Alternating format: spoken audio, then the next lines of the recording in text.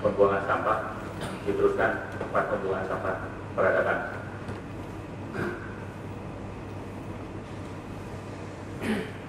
Ini masih ditayangkan juga waktu itu terkait dengan musibah tsunami. Jadi ini part 3, jadi global orchestra part 3 kira-kira. Ini perpustakaan, saya terbiasa dengan buku-buku, koleksi buku semacam perpustakaan kecil di rumah maupun di kampus tentunya.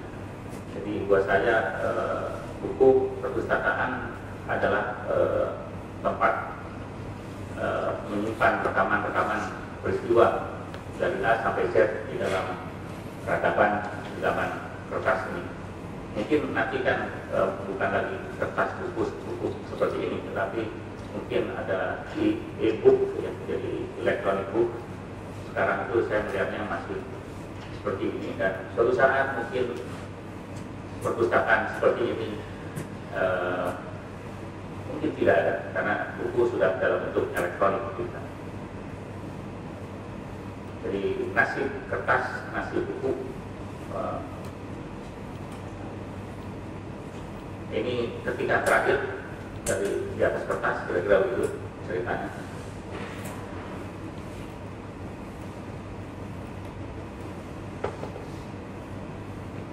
Ini kertas, lembaran kertas besar tebal yang ditempeli atau ditinggali fosil-fosil alam dan sebagainya.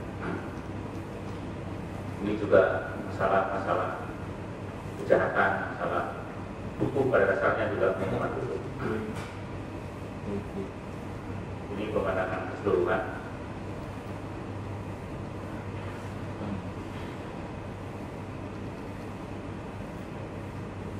Ini lingkungan hidup kita dulunya. Jadi kertas-kertas, pot dari kertas dan tanah berupa kertas, kemudian melahirkan, menumbuhkan polusi. Ini saya beri judul Ruh Peradaban Kertas. Seperti ini videonya. Jadi waktu proses pembuatan banyak orang, ada beberapa orang yang takut sini karena seperti kosong.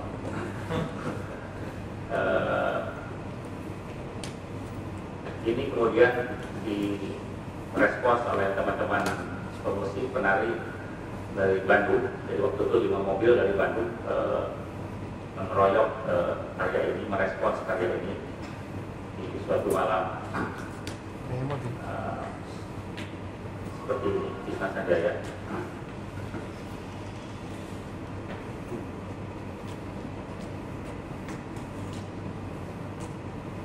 Segera ini tayangan terakhir. Jadi Legend Kertas sekarang sudah berjalan ke Surabaya, dari Gracia, kemudian dari Magelang, dari London, dan minggu depan itu opening di Semarang dan di Joglo.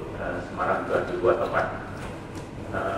Bandung sendiri belum dipaketkan, tapi insya Allah akhir tahun ini, dan sedang diproses kerjasama dengan teman-teman dari STS di Bandung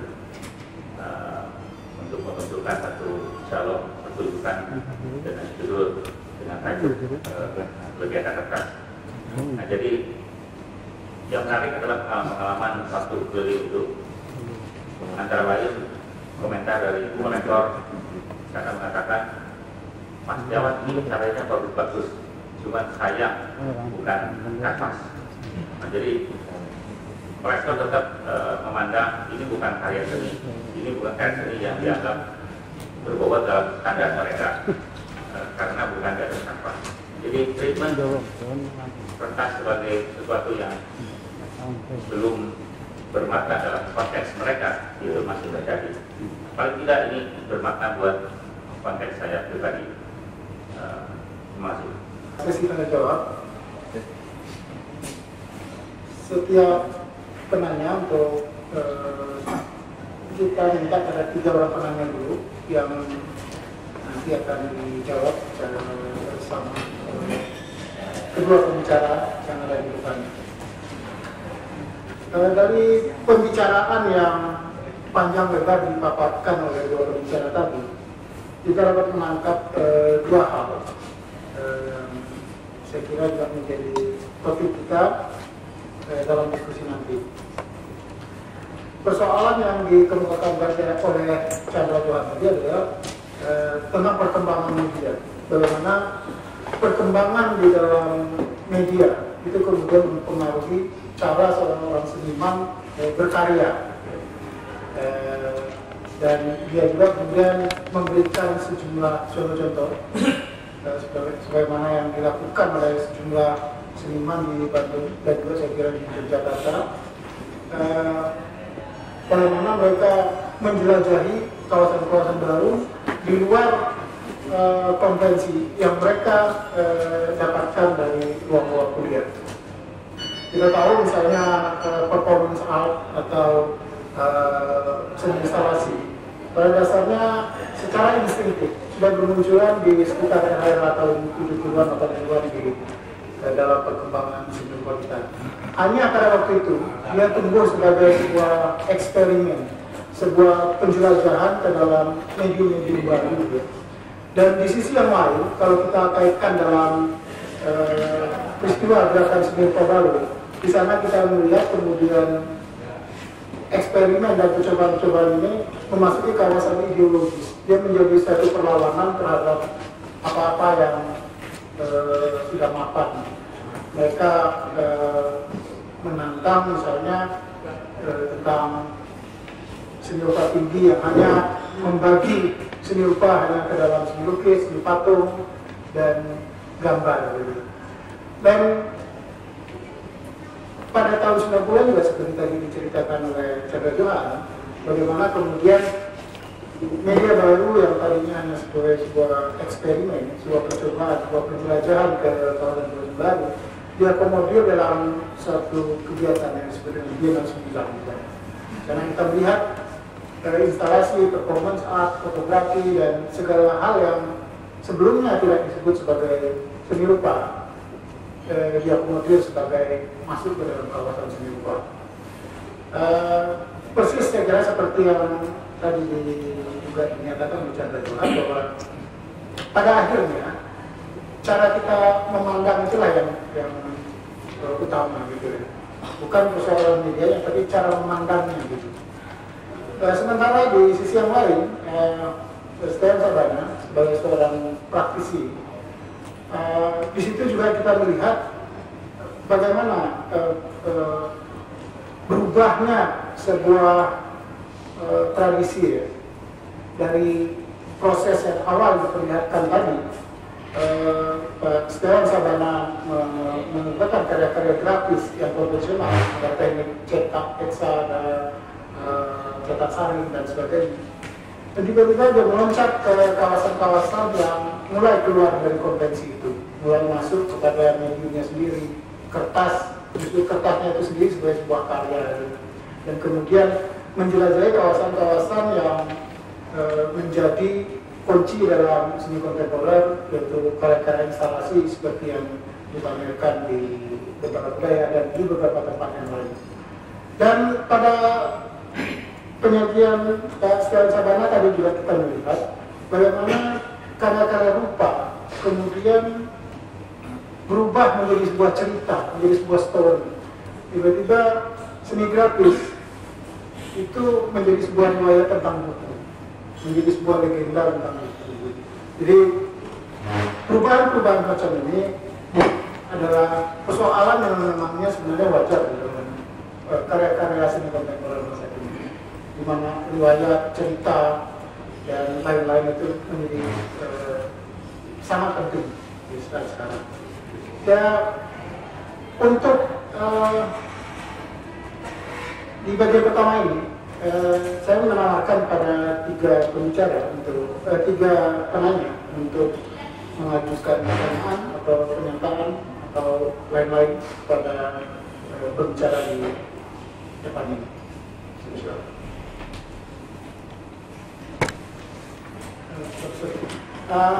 Saya kira mungkin bisa ke depan sambil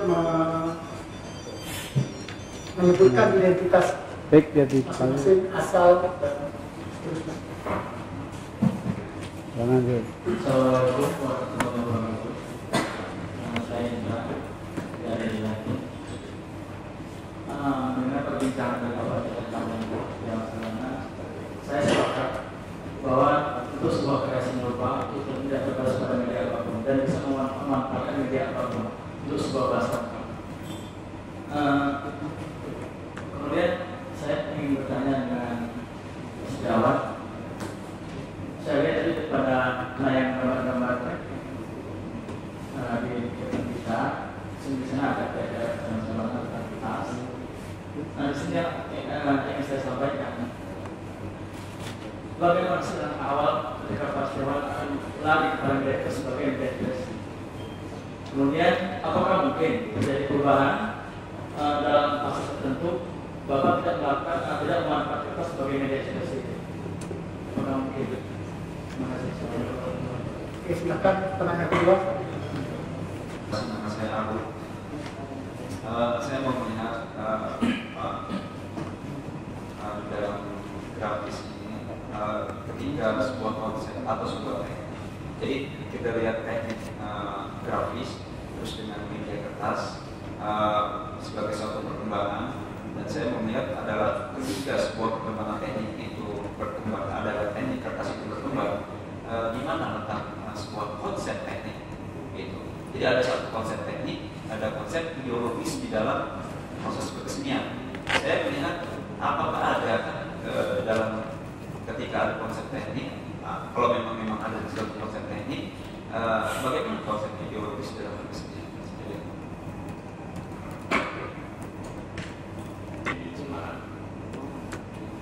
Maaf, bisa diulang? Bisa diulang? Saya ingat namanya. Dul.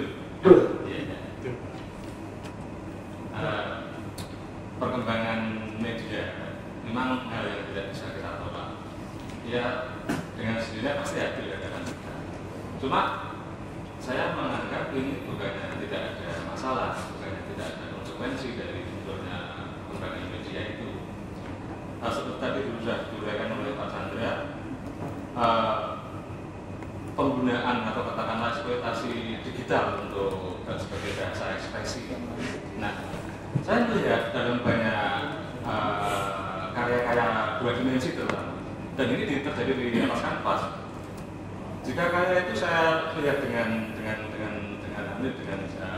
sedikit agak lebih jeli, banyak yang karya itu menurut saya katakanlah master awalnya ini diproses lewat proses digital, jadi menggunakan Photoshop, mengambil dengan beberapa objek digital, kemudian diolah di layar komputer di Photoshop, kemudian di print out beberapa versi begitu, kemudian dipilih, kemudian dipindah di atas kanvas. Nah, proses pindah di atas kanvas memang masih menggunakan proses manual dengan keterampilan teknik tentu saja.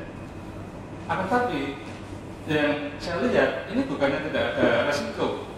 Resiko yang saya lihat adalah terjadinya sebuah degradasi intuisi pada karya itu, sehingga karya itu saya lihat terjebak pada bahasa rupa belaka sebagai sebuah pektoral yang rasanya itu menjadi berbeda. Misalkan kita lihat dari tayangan komputer karya Pak Setiawan Sabana, sudah terlihat di situ. Terlihat bahwa ada proses kontemplasi di situ, ada landasan filosofisnya yang latar belakangnya kemudian Pak Setiawan Sabana, sehingga kita pada kesimpulan A, B, C dan seterusnya. Nah, proses yang sebaliknya yang saya sebutkan tadi, ini menurut saya apakah ini akan menjadi sebuah tren, dan nampaknya juga begitu. Perubahannya sendiri tidak begitu, karena ini terus terang saya lihat memang mempercepat dan mempermudah proses. Dalam satu hari, seseorang yang mampu melakukan proses itu dalam satu hari bisa menghasilkan, saya lihat begitu cepatnya Pak. Gambar Photoshop, bisa satu hari bisa berubah. Lalu di mana proses kontemplasi di situ? Ini pertanyaan saya. Terima kasih. Kepada Setiawan Sabana, tapi juga saya kira saudara Jenderal yang perlu mengomentari. Tapi saya mulai dari Pak Setiawan Sabana. Ya, terima kasih. Yang awal berkas dari grafis itu mulai dengan melakukan banyak pertanyaan, gitu ya. Pertanyaan pada mulai dari hal-hal teknis sampai kepada hal-hal yang mungkin filosofis. Hal teknis itu tadi yang menyangkut misalnya keberadaan bahan-bahan peralatan yang ada di Bandung pada waktu itu, lalu dibandingkan dengan fasilitas-fasilitas yang ada di luar negeri, misalnya di Jepang, di Jepang. Jadi ada semacam ketidakfairan gitu ya, tidak adilan kalau memang ketika kita memunculkan grafis di forum internasional, yang satu berbasis perlengkapan dan fasilitas bahan dan sebagainya yang memang dipandang profesional, tapi di pihak lain dari Indonesia itu kalau tidak impor itu mungkin waktu itu tidak begitu dipandang sebagai karya grafis yang berbobot. Nah, jadi teknis. Kemudian juga pertanyaan yang lebih lanjut gitu ya. Misalnya kenapa seni grafis itu atau seni rupa Indonesia itu tidak memandang seni grafis itu ya. Jadi selalu grafis waktu itu selalu bereaksi pada hegemoni lukisan gitu ya. Jadi selalu ada semangat untuk merespons fenomena seni lukis gitu ya, melalui pemikiran-pemikiran, praktek-praktek dalam seni grafis. Misalnya bagaimana kita tanda petik melawan ukuran besar seni lukis gitu. Sedangkan seni grafis itu kan terbatas ukuran cetak. Nah, salah satu yang saya lakukan waktu itu adalah saya bilang kalau seni lukis itu Anda satu, kami banyak. Anda besar tapi kecil, kami kecil tapi banyak. Itu kan seni grafis bisa dicetak banyak. Tapi besar potensi itu harus dipamerkan satu-satu gitu ya. Pamerkan satu, lampu satu, tempel lagi satu, ada edisi gitu kan.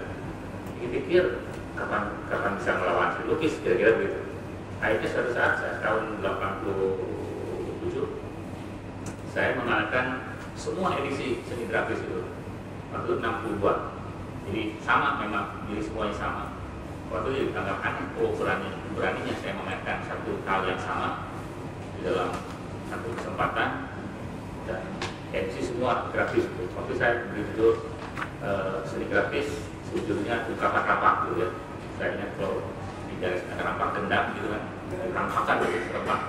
Nah itu juga salah satu bentuk respons saya pada yang berkembang dalam seni rupa Indonesia yang identik dengan seni lukis kira-kira gitu.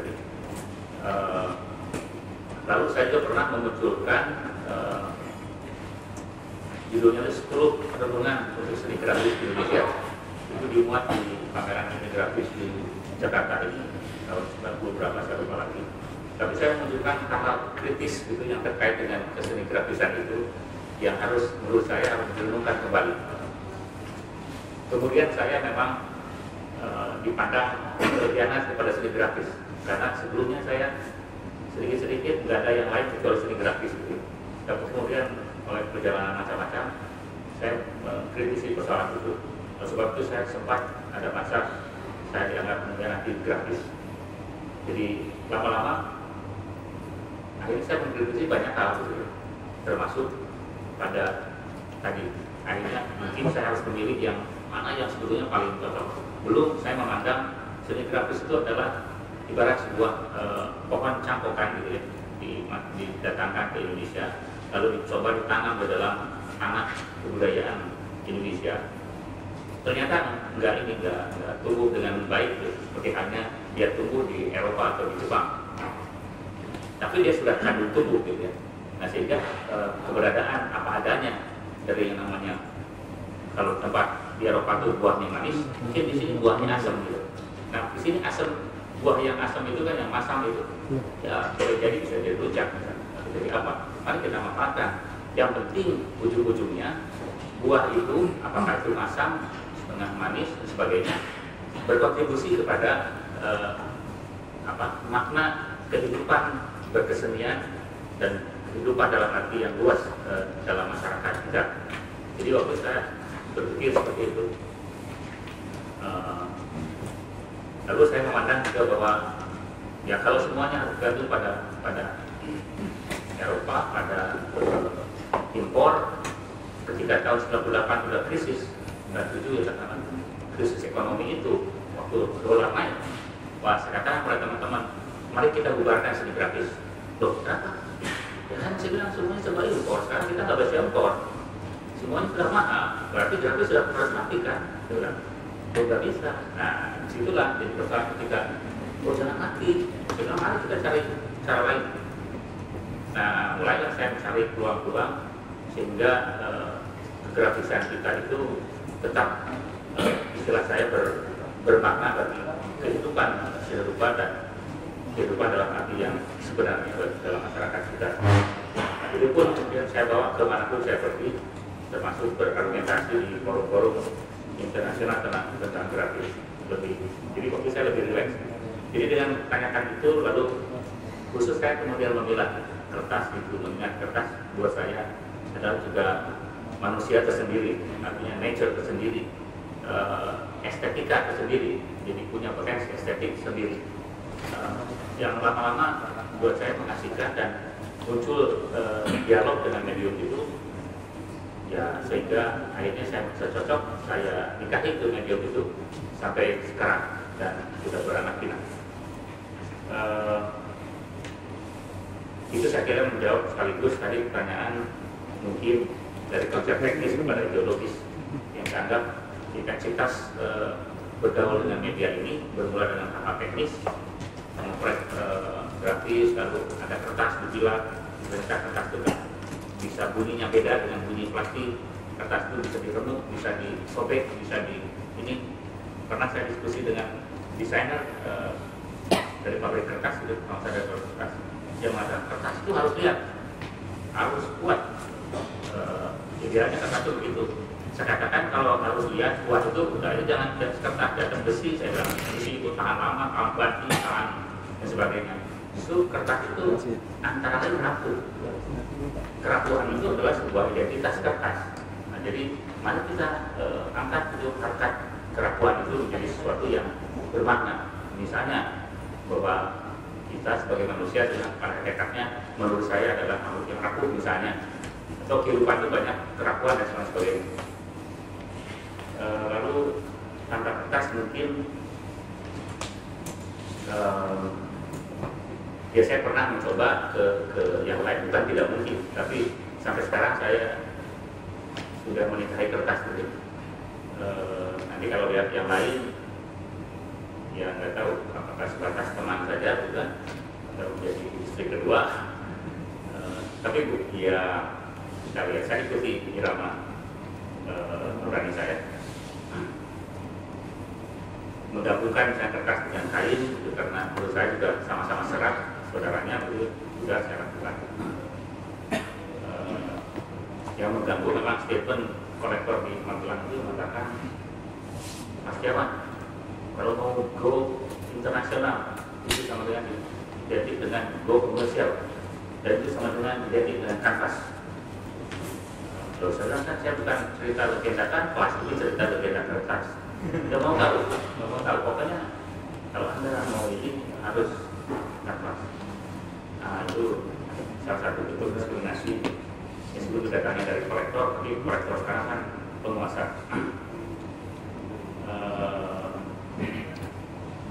Komentar terhadap ini Photoshop, lalu risiko degradasi intuisi, mempermudah proses, jadi konsentrasi di mana?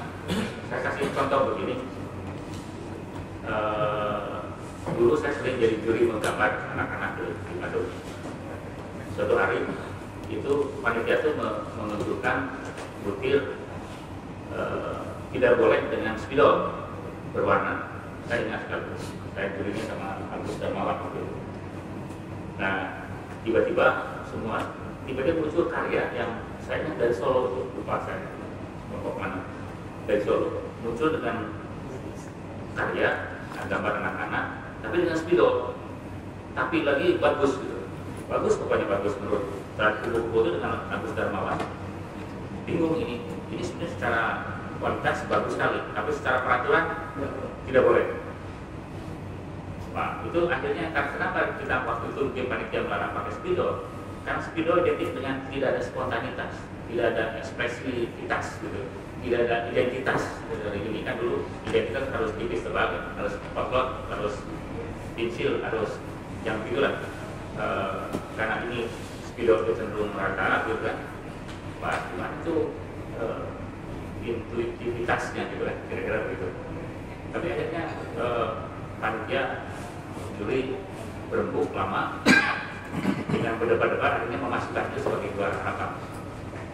Nah, akhirnya kan rupanya panitia kalau setelah dia evaluasi kemudian dia tidak jeli pada potensi dari yang namanya spidol itu.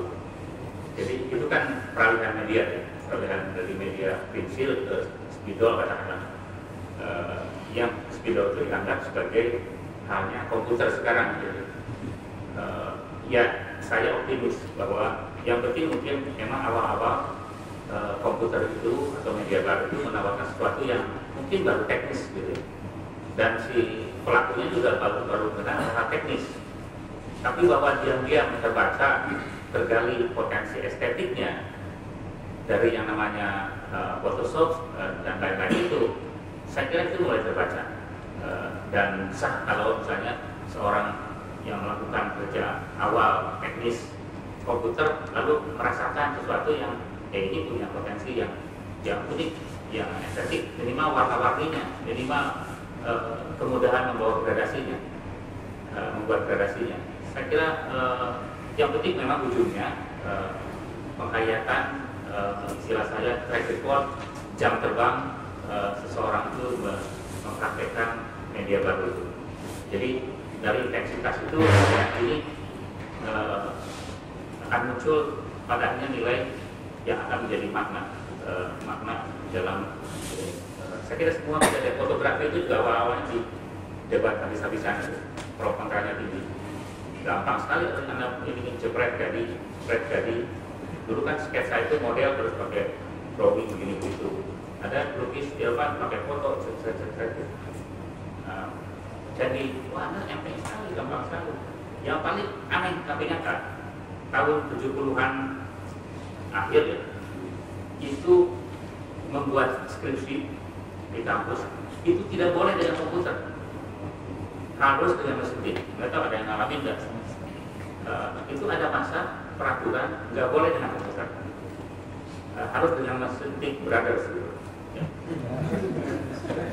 So kalau waktu itu alasannya kok enak sekali, yang lain susah tetapi gitu kan, ini gampang sekali, licik gitu kan, artinya itu betul, itu kenyataan, true story. Tapi kan sekarang terbalik, kalau orang melihat komputer ternyata begini begitu bisa ini itu, ya praktekkan, yang pakai brother sekarang kuno ditolak. Itu dunia memang seperti itu kehidupan. Itu saya ngalamin betul. Tidak boleh pakai komputer. Anda mengembangkan kerja. Ya dulu lah, waktu itu memang masih budaya sipil. Ya kira-kira. Saya kira saudara Chandra akan mengomentari. Ya tadi banyak contoh sudah disampaikan oleh Bapak-Bapak. Saya kira saya mau menambahkan tentang hubungan promosional atau kontemplasi seniman dalam berkarya menggunakan alat teknologi lah. Ini ada persoalan yang personal sebenarnya. Karena setelah kita mengikuti perkembangan serupa yang lama, justru bagian yang seperti ini yang banyak justru tentang tidak semata-mata emosi yang harus dihasilkan atau proses kontemplasi. Justru masalah kontemplasi itu yang sedang dipertanyakan terus